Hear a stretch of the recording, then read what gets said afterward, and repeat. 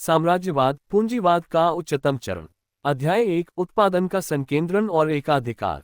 उद्योग का अत्यधिक विकास और बड़े बड़े उद्यमों में उत्पादन का उल्लेखनीय रूप से तीव्र संकेंद्रण पूंजीवाद की सबसे विशिष्ट विशेषताओं में से एक है। आधुनिक उत्पादन जनगणना इस प्रक्रिया पर सबसे पूर्ण और सबसे सटीक डेटा देती है।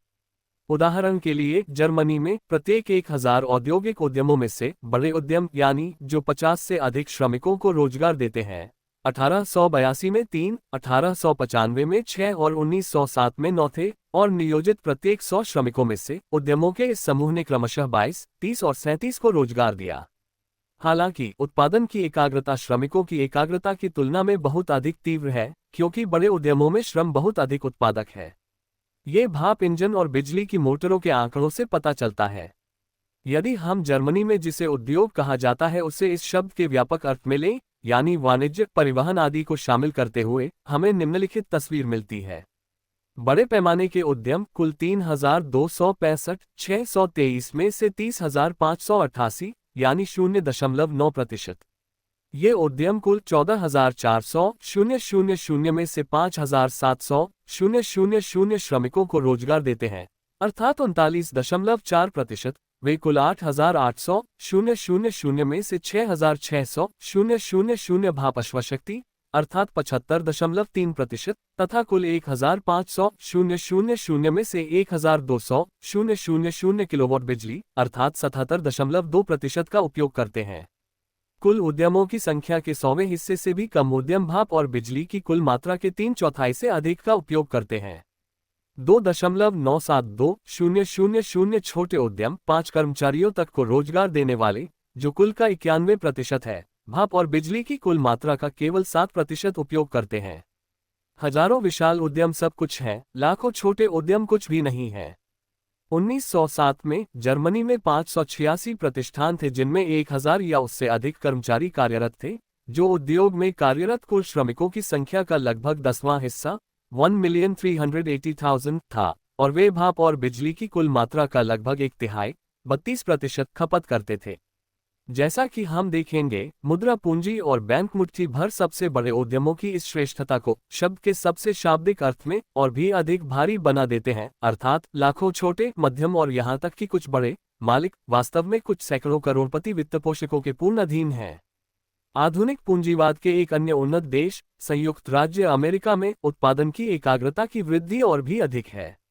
यहाँ सांख्यिकी शब्द के संकीर्ण अर्थ में उद्योग को अलग करती है और उद्यमों को उनके वार्षिक उत्पादन के मूल्य के अनुसार वर्गीकृत करती है।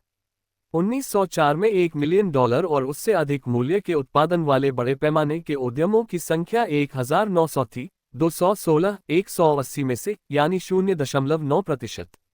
इनमें 1,400 कर्मचारी 5,500 में से, यानी 25.6% कार्यरत थे और उनके उत्पादन का मूल्य $5 अरब 60 करोड़ 14,800,000 में से, यानी 38% था।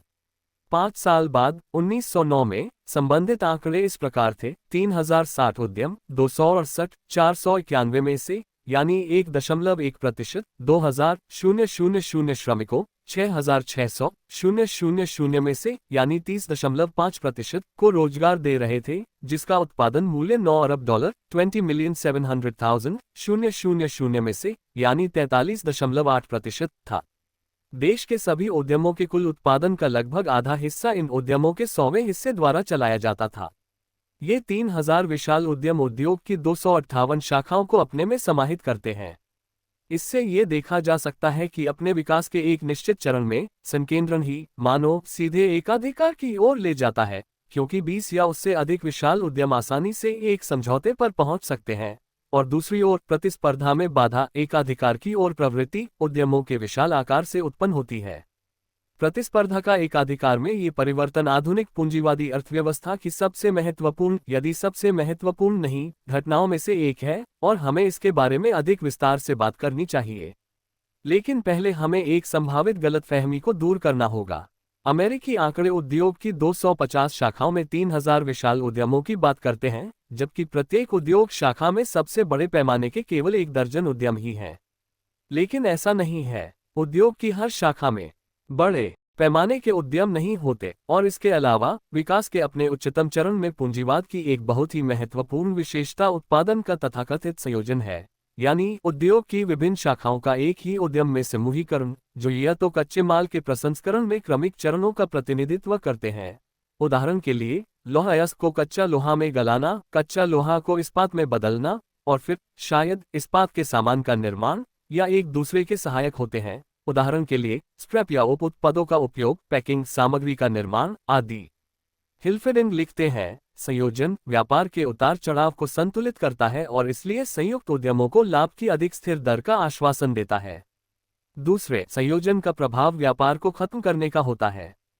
तीसरे, इसका प्रभाव तकनीकी सुधारों को संभव बनाने का होता है और परिणामस्वरूप शुद्ध यानी गैर संयुक्त उद्यमों द्वारा प्राप्त किए गए लाभों से अधिक सुपरप्रॉफिट प्राप्त करने का होता है। चौथे, ये शुद्ध उद्यमों के सापेक्ष संयुक्त उद्यमों की स्थिति को मजबूत करता है, गंभीर मंदी की अवधि में प्रतिस्पर्धी संघर्ष में उन्हें मजबूत करता है, जब कच्चे माल की कीमतों में गिरावट निर्मित वस्तुओं की कीमतों में गिरावट के साथ तालमेल नहीं रखती है। जर्मन बुर्जुआ अर्थशास्त्री हेमन, जिन्होंने जर्मन लौह उद्योग में विशेष रूप से मिश्रित यानी संयुक्त उद्यमों पर एक पुस्तक लिखी है, कहते हैं, शुद्ध उद्यम नष्ट हो जाते हैं, वे कच्चे माल की उच्च कीमत और तैयार उत्पाद की कम कीमत के बीच पिस जाते हैं। इस प्रकार हमें निम्नलिखित तस्वीर मिलती है। एक तरफ लाखों टन सालाना उत्पादन करने वाली बड़ी कोयला कंपनियां हैं, जो अपने कोयला सिंडिकेट में मजबूती से संगठित है, और दूसरी तरफ कोयला खदानों से नजदीकी से जुड़े बड़े स्टील प्लांट हैं, जिनका अपना स्टील सिंडिकेट है। ये विशाल उद्यम, जो प्रति वर्ष 400,000 टन स्टील का उत्पादन करते हैं, अयस्क और कोयले का जबरदस्त उत्पादन करते हैं और तैयार स्टील के सामान बनाते हैं। कंपनी के घरों में 10,000 कर्मचारी काम करते हैं और कभी कभी अपने खुद के रेलवे और बंदरगाहों के मालिक होते हैं। जर्मन लोहा और इस्पात उद्योग के विशिष्ट प्रतिनिधि हैं और संकेंद्रण आगे और आगे बढ़ता जाता है। व्यक्तिगत उद्यम बड़े और बड़े होते जा रहे हैं। एक या कई अलग अलग उद्योगों में उद्यमों की बढ़ती संख्या विशाल उद्यमों में एक साथ जुड़ती है, जिन्हें आधा दर्जन बड़े बलिन बैंकों द्वारा समर्थित और निर्देशित किया जाता है। जर्मन खनन उद्योग के संबंध में संकेंद्रण पर कार्ल मार्क्स की शिक्षाओं की सच्चाई निश्चित रूप से साबित होती है। सच है, यह उस देश पर लागू होता है जहां उद्योग को टैरिफ और माल ढुलाई दरों द्वारा संरक्षित किया जाता है। जर्मन खनन उद्योग अधिग्रहण के लिए तैयार है। ये निष्कर्ष एक बुर्जुआ अर्थशास्त्री को निकालना पड़ा, जो अपवाद स्वरूप कर्तव्यनिष्ठ है। ये ध्यान दिया जाना चाहिए कि वह जर्मनी को एक विशेष श्रेणी में रखता है क्योंकि उसके उद्योग उच्च टैरिफ द्वारा संरक्षित हैं। लेकिन यह एक ऐसी परिस्थिति है जो केवल संकेंद्रण और एकाधिकारवादी निर्माताओं के संघों, कार्टेल, सिंडिकेट आदि के गठन को बढ़ाती है। यह ध्यान रखना अत्यंत महत्वपूर्ण है कि मुक्त व्यापार ब्रिटेन में संकेंद्रण भी एकाधिकार की ओर ले जाता है, हालांकि कुछ समय बाद और शायद दूसरे रूप में। प्रोफेसर हरमन लेवी ने ब्रिटिश आर्थिक विकास के आंकड़ों के आधार पर मोनोपोलीज, कार्टेल्स एंड ट्रस्ट्स नामक अपने विशेष शोध कार्य में निम्नलिखित लिखा है। ग्रेट ब्रिटेन में यह उद्यम का आकार और उसका उच्च तकनीकी स्तर है जो एकाधिकारवादी प्रवृत्ति को बढ़ावा देता है। ये एक बात के लिए प्रति उद्यम पूंजी के बड़े निवेश के कारण है, जो नए उद्यमों के लिए नई पूंजी की बढ़ती मांग को जन्म देता है और इस तरह उनकी शुरुआत को और अधिक कठिन बना देता है। इसके अलावा, और यह हमें अधिक महत्वपूर्ण बिंदु लगता है, प्रत्येक नया उद्यम जो संकेंद्रण द्वारा गठित विशाल उद्यमों के साथ तालमेल रखना चाहता है, यहाँ इतनी अधिक मात्रा में अधिशेष माल का उत्पादन करेगा कि वह उन्हें केवल मांग में भारी वृद्धि के परिणामस्वरूप लाभप्रद रूप से बेचकर ही उनका निपटान कर सकता है। अन्यथा यह अधिशेष कीमतों को उस स्तर तक नीचे धकेल देगा जो नए उद्यम और एकाधिकार गठबंधन दोनों के लिए लाभहीन होगा। ब्रिटेन उन अन्य देशों से भिन्न है जहां सुरक्षात्मक टैरिफ कार्टेल के गठन को सुविधाजनक बनाते हैं, क्योंकि एकाधिकारवादी निर्माताओं के संघ, कार्टेल और ट्रस्ट अधिकांश मामलों में तभी उत्पन्न होते हैं जब मुख्य प्रतिस्पर्धी उद्यमों की संख्या कुछ दर्जन या उससे अधिक तक कम हो जाती है। यहाँ उद्योग के पूरे क्षेत्र में बड़े औद्योगिक एकाधिकार के गठन पर संकेंद्रण का प्रभाव स्पष्ट रूप से सामने आता है। आधी सदी पहले जब मार्क्स कैपिटल लिख रहे थे, तब मुक्त प्रतिस्पर्धा अर्थशास्त्रियों के एक बड़े हिस्से को प्राकृतिक नियम लगती थी। आधिकारिक विज्ञान ने चुप्पी की साजिश के तहत मार्क्स के कामों को खत्म करने की कोशिश की, जिन्होंने पूंजीवाद के सैद्धांतिक और ऐतिहासिक विश्लेषण से साबित किया था कि मुक्त प्रतिस्पर्धा उत्पादन के संकेंद्रण को जन्म देती है, जो बदले में विकास के एक निश्चित चरण में एकाधिकार की ओर ले जाती है। आज एकाधिकार एक तथ्य बन गया है। अर्थशास्त्री ढेरों किताबें लिख रहे हैं जिसमें वे एकाधिकार की विभिन्न अभिव्यक्तियों का वर्णन करते हैं, और एक स्वर में घोषणा करते रहते हैं कि मार्क्सवाद का खंडन किया जाता है। लेकिन तथ्य जिद्दी चीजें हैं, जैसा कि अंग्रेजी कहावत है, और उन्हें मानना ही होगा चाहे हम इसे पसंद करें या नहीं। तथ्य बताते हैं कि पूंजीवादी देशों के बीच मतभेद, जैसे कि संरक्षण या मुक्त व्यापार के मामले में, केवल एकाधिकार के रूप में या उनके प्रकट होने के क्षण में महत्वहीन भिन्नताओं को जन्म देते हैं, और यह कि उत्पादन के संकेंद्रण के परिणामस्वरूप एकाधिकार का उदय पूंजीवाद के विकास के वर्तमान चरण का एक सामान्य और मौलिक नियम है। यूरोप के लिए वह समय जब नए पूंजीवाद ने निश्चित रूप से पुराने को पीछे छोड़ दिया, उचित सटीकता के साथ स्थापित किया जा सकता है। ये 20वीं सदी की शुरुआत थी। एकाधिकार के गठन के इतिहास पर नवीनतम संकलनों में से एक में हम पढ़ते हैं, 1860 से पहले की अवधि से पूंजीवादी एकाधिकार के अलग अलग उदाहरण दिए जा सकते हैं। इनमें उन रूपों के भ्रूण को देखा जा सकता है जो आज इतने आम हैं, लेकिन ये सब निस्संदेह कार्टेल के प्रागइतिहास का प्रतिनिधित्व करता है। आधुनिक एकाधिकार की वास्तविक शुरुआत सबसे पहले 60 के दशक में होती है। एकाधिकार के विकास की पहली महत्वपूर्ण अवधि 70 के दशक की अंतर्राष्ट्रीय औद्योगिक मंदी के साथ शुरू हुई और 90 के दशक की शुरुआत तक चली। यदि हम यूरोपीय पैमाने पर इस प्रश्न की जांच करें, तो हम पाएंगे कि मुक्त प्रतिस्पर्धा का विकास 60 और 70 के दशक में अपने चरम पर पहुंच गया था। यह तब था जब ब्रिटेन ने अपने पुराने शैली के पूंजीवादी संगठन का निर्माण पूरा किया था। जर्मनी में इस संगठन ने हस्तकला और घरेलू उद्योग के साथ एक भयंकर संघर्ष में प्रवेश किया था और अपने लिए अस्तित्व के अपने स्वयं के रूपों का निर्माण करना शुरू कर दिया था। महान क्रांति 1873 की मंदी या उसके बाद आई मंदी से शुरू हुई और 80 के दशक की शुरुआत में मुश्किल से ही कुछ रुकावटें आईं और 1889 के आसपास असामान्य रूप से हिंसक लेकिन अल्पकालिक उछाल ने यूरोपीय आर्थिक इतिहास के 22 साल पूरे कर दिए। 1889-90 की छोटी उछाल के दौरान अनुकूल व्यापारिक स्थितियों का लाभ उठाने के लिए कार्टेल की प्रणाली का व्यापक रूप से सहारा लिया गया। एक गलत नीति ने कीमतों को और भी तेजी से और उससे भी ज्यादा बढ़ा दिया जितना कि कार्टेल न होने पर होता, और लगभग सभी कार्टेल इस मंदी में बेशर्मी से खत्म हो गए। इसके बाद 5 साल तक खराब व्यापार और कम कीमतों का दौर चला, लेकिन उद्योग में एक नई भावना का बोलबाला रहा। मंदी को अब कुछ ऐसा नहीं माना जाता था जिसे हल्के में लिया जा सके। इसे एक और उछाल से पहले एक ठहराव के अलावा और कुछ नहीं माना जाता था। कार्टेल आंदोलन ने अपने दूसरे युग में प्रवेश किया। एक क्षणभंगुर घटना होने के बजाय कार्टेल आर्थिक जीवन की नींव में से एक बन गए हैं। वे एक के बाद एक उद्योग के क्षेत्र में जीत हासिल कर रहे हैं, मुख्य रूप से कच्चे माल के उद्योग में। 1890 के दशक की शुरुआत में कार्टेल प्रणाली ने पहले ही कोक सिंडिकेट के संगठन में अधिग्रहण कर लिया था, जिसके मॉडल पर बाद में कोयला सिंडिकेट का गठन किया गया था, एक कार्टेल तकनीक जिसे शायद ही कभी सुधारा गया हो। पहली बार 19वीं सदी के अंत में महान उछाल और 1903 का संकट पूरी तरह से कम खनन और लौह उद्योगों में कार्टेल के तत्वावधान में हुआ, और जबकि उस समय ये कुछ नया प्रतीत हुआ, अब आम जनता इसे मान लेती है कि आर्थिक जीवन के बड़े क्षेत्रों को एक सामान्य नियम के रूप में मुक्त प्रतिस्पर्धा के दायरे से हटा दिया गया है। इस प्रकार एकाधिकार के इतिहास में मुख्य चरण निम्नलिखित है। 1. 1860-70 उच्चतम चरण, मुक्त प्रतिस्पर्धा के विकास का शिखर, एकाधिकार मुश्किल से पहचाने जाने वाले भ्रूण अवस्था में है। 2. 1873 के संकट के बाद कार्टेल के विकास की एक लंबी अवधि, लेकिन वे अभी भी अपवाद हैं। वे अभी भी टिकाऊ नहीं हैं। वे अभी भी एक क्षणभंगुर घटना है। 3. 19वीं सदी के अंत में उछाल और 1903 का संकट। कार्टेल पूरे आर्थिक जीवन की नींव में से एक बन गए। पूंजीवाद साम्राज्यवाद में तब्दील हो गया है। कार्टेल बिक्री की शर्तों, भुगतान की तारीखों आदि पर एक समझौते पर पहुंचते हैं। वे आपस में बाजारों को बांटते हैं। वे उत्पादित होने वाली वस्तुओं की मात्रा तय करते हैं। वे कीमतें तय करते हैं। वे मुनाफे को विभिन्न उद्यमों के बीच बांटते हैं आदि।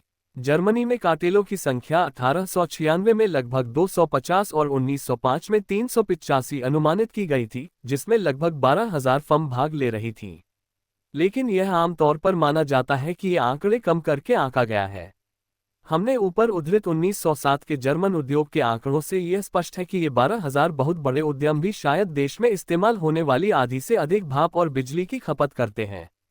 संयुक्त राज्य अमेरिका में 1900 में ट्रस्टों की संख्या 185 और 1907 में 250 अनुमानित की गई थी। अमेरिकी आंकड़े सभी औद्योगिक उद्यमों को व्यक्तियों, निजी फर्मों या निगमों से संबंधित में विभाजित करते हैं। 1904 में उत्तरार्ध में 23.6% और 1909 में 25.9% शामिल थे। 1904 में ये 70.6% और 1909 में 75.6%, यानी कुल वेतन अर्जनकर्ताओं के 3/4 से भी अधिक को रोजगार देते थे। इन दो तिथियों पर उनका उत्पादन क्रमशः 10 अरब 90 करोड़ डॉलर और 16 अरब 30 करोड़ डॉलर, यानी कुल का 73.7% और 79.0% था। कई बार कार्टेल और ट्रस्ट उद्योग की किसी दी गई शाखा के कुल उत्पादन का 7 या 8/10वां हिस्सा अपने हाथों में केंद्रित कर लेते हैं। राइन वेस्टफेलियन कोल सिंडिकेट ने 1893 में अपनी स्थापना के समय क्षेत्र के कुल कोयला उत्पादन का 86.7% हिस्सा केंद्रित किया था और 1910 में ये पहले से ही 95.4% केंद्रित था। इस तरह से बनाया गया एकाधिकार भारी मुनाफे का आश्वासन देता है और भयानक परिमाण की तकनीकी उत्पादन इकाइयों के गठन की ओर ले जाता है। संयुक्त राज्य अमेरिका में प्रसिद्ध स्टैंडर्ड ऑयल कंपनी की स्थापना 1900 में हुई थी। इसकी अधिकृत पूंजी 15 करोड़ डॉलर है। इसने 10 करोड़ डॉलर सामान्य और 10 करोड़ 60 लाख डॉलर पसंदीदा स्टॉक जारी किए। 1900 से 1907 तक बाद वाले पर निम्नलिखित लाभांश का भुगतान किया गया। संबंधित वर्षों में 48, 48, 45, 44, 36, 40, 40, 40%, यानी कुल मिलाकर $367 मिलियन। 1882 से 1907 तक 88 करोड़ 90 लाख डॉलर की कुल शुद्ध लाभ राशि में से 60 करोड़ 60 लाख डॉलर लाभांश में वितरित किए गए और बाकी आरक्षित पूंजी में चले गए।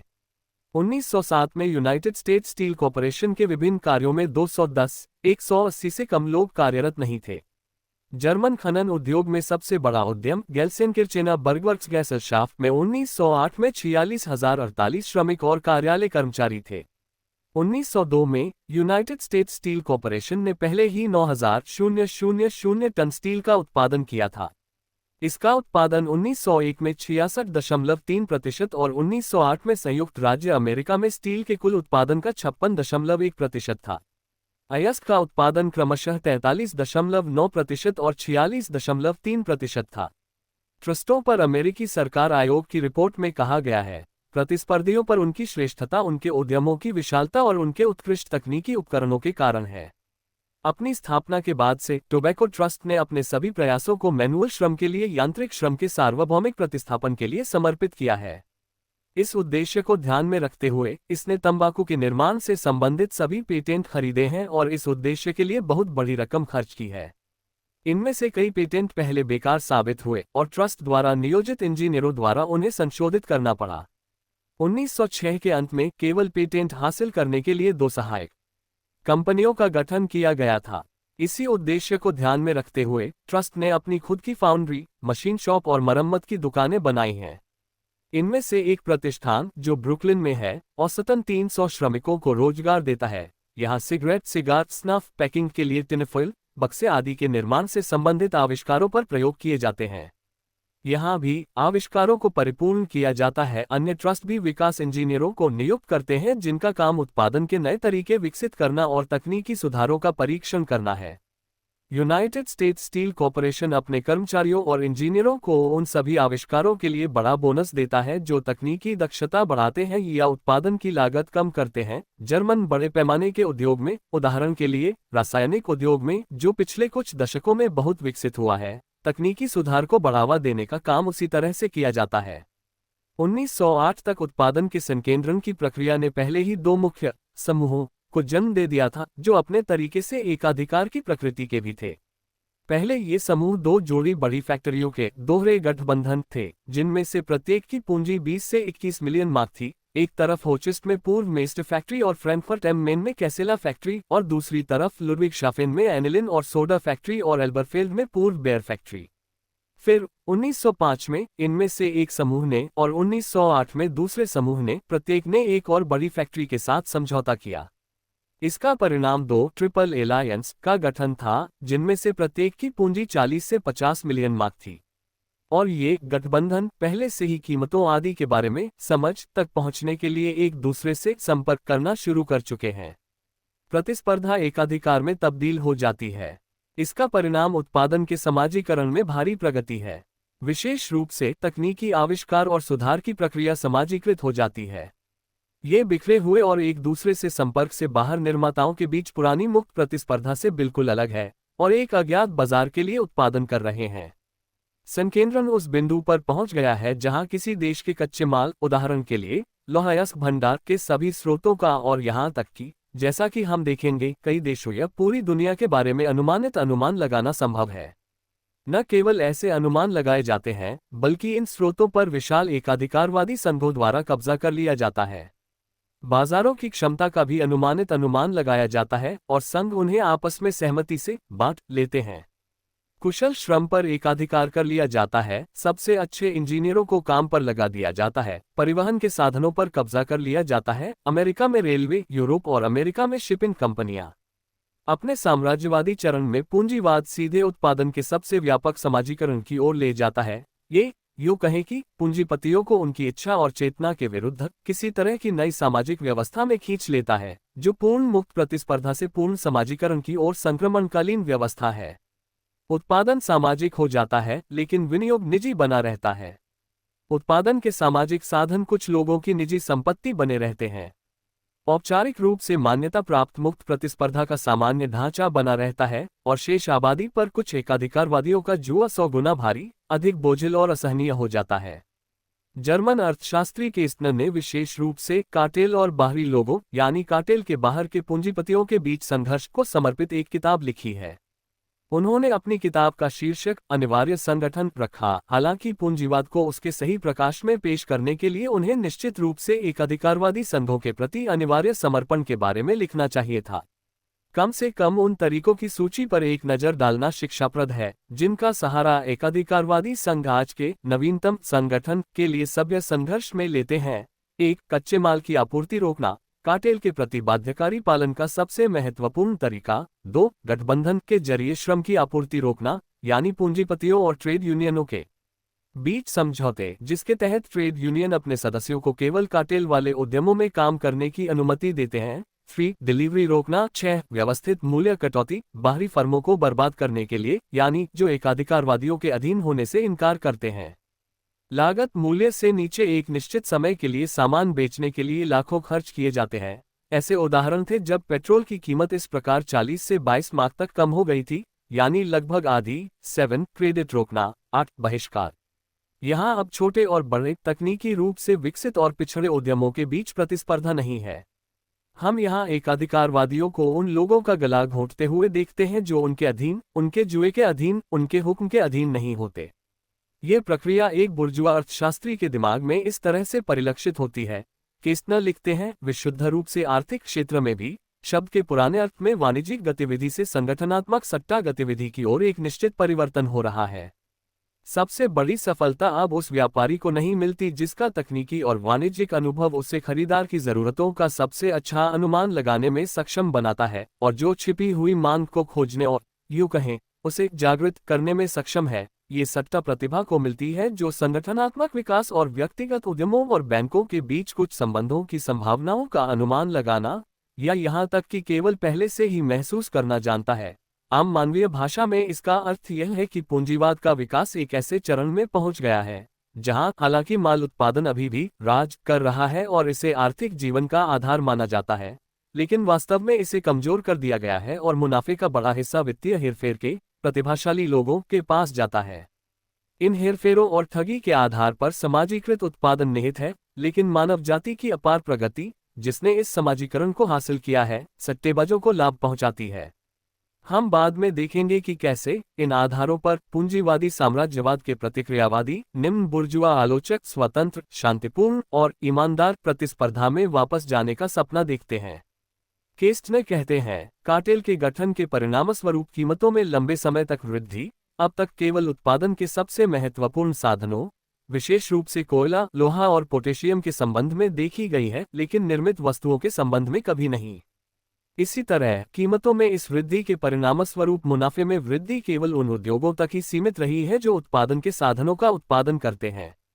इस अवलोकन में हमें ये जोड़ना चाहिए कि जो उद्योग कच्चे माल और अर्ध विनिर्माण नहीं को संसाधित करते हैं, वे न केवल उच्च मुनाफे के रूप में कार्टेल गठन से लाभ प्राप्त करते हैं जो तैयार माल उद्योग के नुकसान के लिए है, बल्कि बाद वाले पर एक प्रमुख स्थिति भी हासिल कर ली है जो मुक्त प्रतिस्पर्धा के तहत मौजूद नहीं थी। मैंने जो शब्द इटैलिक में लिखे हैं वे उस मामले का सार प्रकट करते हैं जिसे बुर्जुआ अर्थशास्त्री इतनी अनिच्छा से और इतनी कम बार स्वीकार करते हैं, और जिसे काउत्स्की के नेतृत्व में अवसरवाद के वर्तमान रक्षक इतनी उत्सुकता से टालने और दरकिनार करने की कोशिश करते हैं।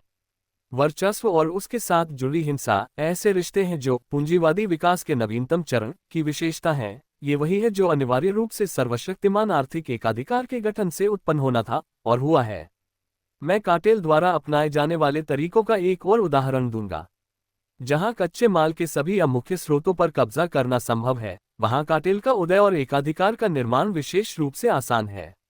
हालांकि यह मान लेना गलत होगा कि अन्य उद्योगों में एकाधिकार नहीं होता है, जहां कच्चे माल के स्रोतों पर कब्जा करना असंभव है। उदाहरण के लिए, सीमेंट उद्योग को हर जगह कच्चा माल मिल सकता है। फिर भी जर्मनी में यह उद्योग भी बहुत मजबूती से कार्टेलीकृत है। सीमेंट निर्माताओं ने क्षेत्रीय सिंडिकेट बनाए हैं, दक्षिण जर्मन, राइन वेस्टफैलियन आदि। तय की गई कीमतें एकाधिकार मूल्य हैं, 230 से 280 मार्क प्रति कार लोड, जबकि लागत मूल्य 180 मार्क है। उद्यम 12 से 16% का लाभांश देते हैं और यह नहीं भूलना चाहिए कि आधुनिक सट्टेबाजी के प्रतिभाशाली लाभांश में मिलने वाले लाभ के अलावा बड़ा मुनाफा भी कमाना जानते हैं। ऐसे लाभदायक उद्योग में प्रतिस्पर्धा को रोकने के लिए एकाधिकारवादी विभिन्न रणनीतियों का भी सहारा लेते हैं। वे अपने उद्योग की खराब स्थिति के बारे में झूठी अफवाहें फैलाते हैं। समाचार पत्रों में गुमनाम चेतावनियां प्रकाशित की जाती हैं, जैसे कि पूंजीपतियों सीमेंट उद्योग में अपनी पूंजी का निवेश न करें। अंत में वे बाहरी लोगों, सिंडिकेट के बाहर के लोगों को खरीद लेते हैं और उन्हें 60,000, 80,000 और यहां तक कि 150,000 मार्क का मुआवजा देते हैं। एकाधिकार हर जगह अपने लिए एक रास्ता बनाता है, साधनों के बारे में बिना किसी भेदभाव के प्रतिस्पर्धियों को खरीदने के लिए मामूली राशि का भुगतान करने से लेकर उनके खिलाफ डायनामाइट का इस्तेमाल करने के अमेरिकी उपकरण तक। ये कथन की कार्टेल संकटों को समाप्त कर सकते हैं, बुर्जुआ अर्थशास्त्रियों द्वारा फैलाई गई एक मिथक है, जो हर कीमत पर पूंजीवाद को अनुकूल प्रकाश में रखना चाहते हैं। इसके विपरीत उद्योग की कुछ शाखाओं में बनाया गया एकाधिकार समग्र रूप से पूंजीवादी उत्पादन में निहित अराजकता को बढ़ाता है और तीव्र करता है। कृषि और उद्योग के विकास के बीच असमानता, जो सामान्य रूप से पूंजीवाद की विशेषता है, बढ़ जाती है। सबसे अधिक कार्टेल वाले तथाकथित भारी उद्योग, विशेष रूप से कोयला और लोहे की विशेषाधिकार प्राप्त स्थिति, उद्योग की अन्य शाखाओं में समन्वय की और भी अधिक कमी का कारण बनती है, जैसा कि जर्मन बड़े बैंकों के उद्योग से संबंध पर सबसे अच्छे कार्यों में से एक के लेखक जेडेल्स ने स्वीकार किया है।